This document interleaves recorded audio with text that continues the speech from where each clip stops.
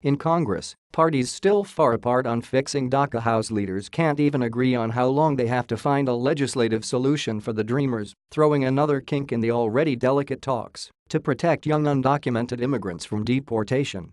Speaker Paul Ryan, R-Wisconsin, met with House Majority Leader Kevin McCarthy, R-Calif, House Minority Leader Nancy Pelosi, D-Calif, House Minority Whip Steny Hoyer, D. Maryland, and other Democrats involved in the Dreamer talks Wednesday afternoon.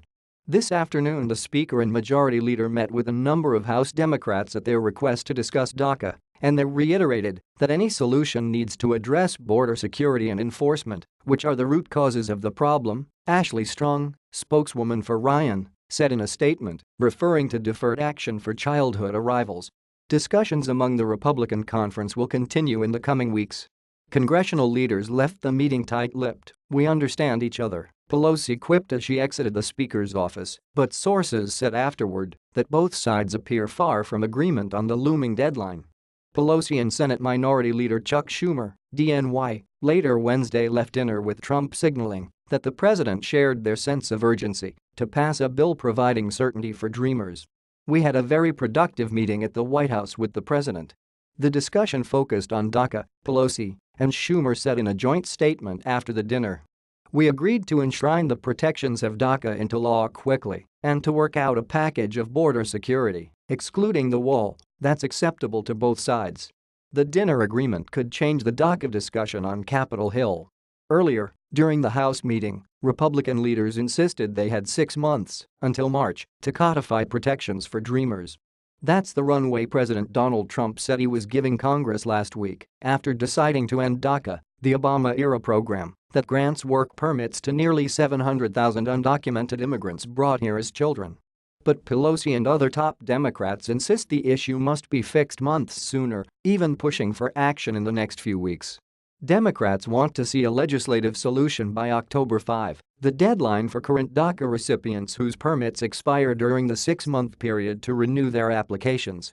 Both sides privately agree that deadline is unlikely.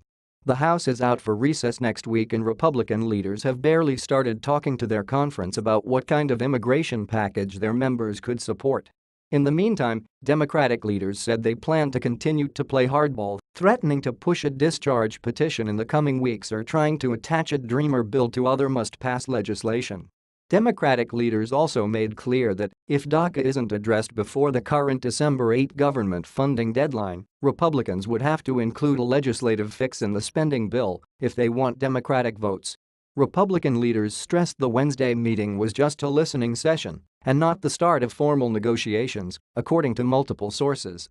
Ryan also brought up the idea of convening working groups in the coming weeks that include members from the Homeland Security and Judiciary committees. Pelosi pushed back on the idea somewhat, according to sources, saying certain Judiciary Republicans are likely to do nothing but try to block an immigration deal. But Republicans may be forced to act sooner than they want. President Donald Trump has said he wants to see a legislative solution sooner rather than later, reiterating that request to a dozen House moderates during a meeting at the White House earlier in the day. Democratic leaders did acknowledge any deal offering legal status for Dreamers will have to include some border security provisions to entice Republicans.